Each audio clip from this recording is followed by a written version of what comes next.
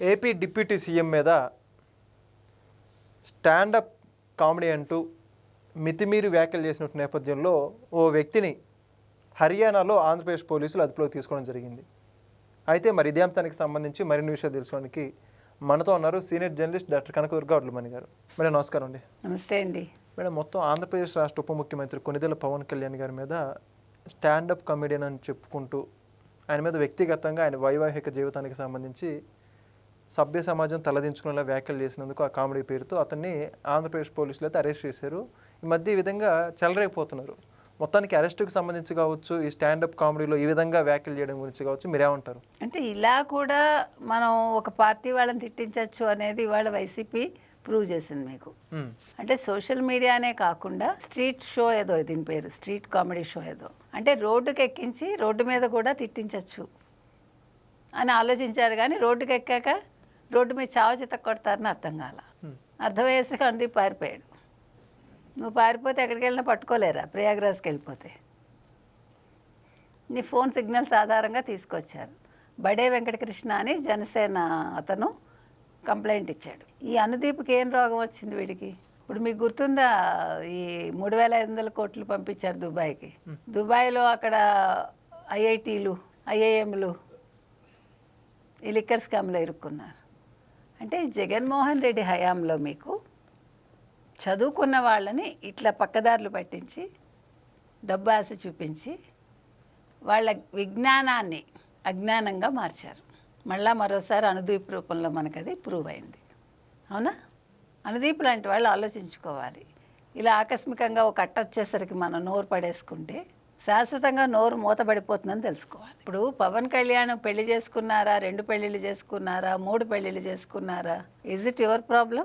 అది ఆయన ప్రాబ్లం, ఆయన ఇష్టం. అది ఆయన చేసుకున్న అమ్మాయి ఇష్టం. అది మధ్యలో మీరు నేను ఎవరు మాట్లాడటానికి కదా? ఆయన ఎవరినైనా మోసం చేస్తే, అన్యాయం చేస్తే ప్రశ్నించడం వరకే మన బాధ్యత. Beyond that we don't have any right to talk. అవునా? మరి ఏమొచ్చింది రోగం నీకు? అంటే వైసీపీ వాడు చెప్తే చేసేస్తావా? జగన్మోహన్ రెడ్డి పిలిచి అమ్మ డబ్బులు ఇస్తాను చేసేయంటే చేసేస్తావా? చెల్లిని తిట్టిస్తాడు రోడ్డు మీద పోయేవాడితోటి. రోడ్డు మీద పోయే కామెడీ షోలో పవన్ కళ్యాణ్ తిట్టిస్తాడు. నిహారిక విడాకుల గురించి మాట్లాడిస్తాడు. చిరంజీవితో పక్క సఖ్యతగా ఉన్నట్టుంటాడు. మళ్ళీ రామ్ చరణ్ని తిట్టిస్తాడు, ఉపాసనని తిట్టిస్తాడు. ఏంటి నాన్ సెన్స్? అంతకుముందు గతంలో లోకేష్, బాలయ్య ఇద్దరిని, ఇతనే ఈ అనుదీపే. అసలు ఆ రోజు నోరు మూసుకోవటం వల్ల ఈరోజు ఇంత దూరం వచ్చింది. ఆ రోజే బాలయ్య గారు వేయించుంటే దరిద్రం వదిలేదు. 4 దెబ్బలు తగిలితే నోరు మూతపడేది. అవునా? అంటే హద్దు అదుపు లేకుండా ఉన్నారు వీళ్ళు. ఇంకా వైసీపీ వాళ్ళ బుద్ధి చూపించుకుంటున్నారు. సారీ, ఎందుకంటే వైసీపీ వాళ్ళకి ఇప్పటికి కూడా బుద్ధి రాలేదు, అజ్ఞానంలో కొట్టుకుంటున్నారు. ఇంకా ఇలాంటి చీప్ ట్రిక్స్ తోటి మనుషుల్ని బాధపెట్టి ఏదో బాగుకుందాం అనుకుంటే ప్రజలు చూస్తూ ఊరుకోరు. ఇవాళ మెగా ఫ్యాన్స్ అస్సలు ఊరుకోరు.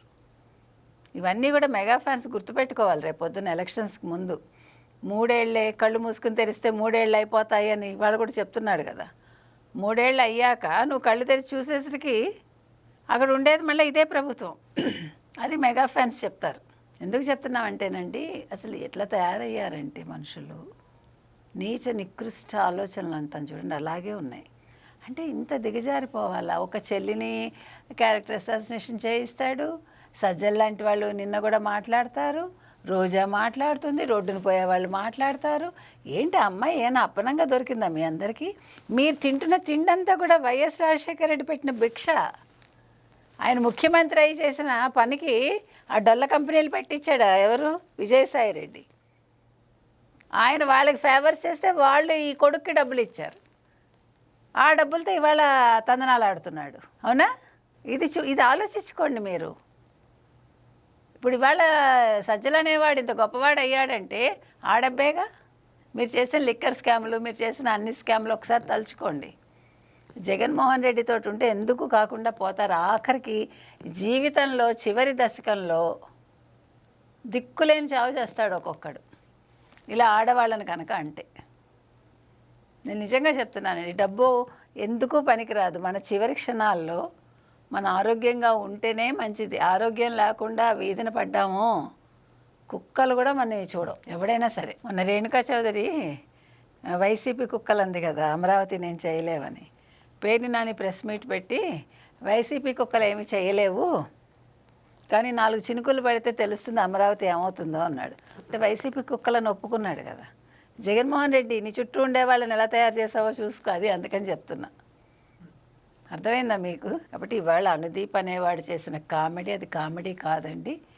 వాళ్ళు క్రూరంగా అంటే మనుషుల మీద సెటైర్లు వేయడం అనేది. ఇప్పుడు నిహారిక కొణిదెల అనే ఆవిడ విడాకులు తీసుకుంది, అదేం పెద్ద నేరం అది నాకు తెలియక అడుగుతున్నా. ఇప్పుడు 2 మనుషులకి నచ్చదండి, నచ్చినప్పుడు కలిసి కొట్టుకుని బతికే కంట విడిపోయి దూరంగా హ్యాపీగా బతకటం మంచిదిగా. మ్యాక్సిమం ట్రై చేసే ఉంటారు కదా కలిసి ఉందామని. దానికి మనమెవరో మాట్లాడటానికి? అది అమ్మాయి వ్యక్తిగత, అమ్మాయి మైనర్ కాదు, మేజరు.